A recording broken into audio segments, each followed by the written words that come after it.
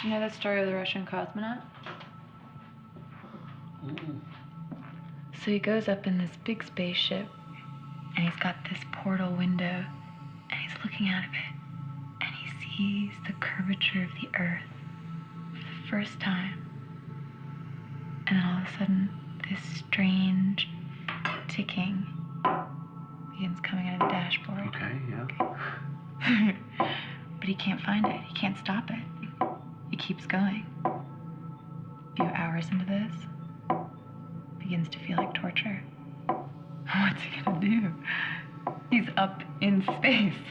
So Cosmonaut decides the only way to save his sanity is to fall in love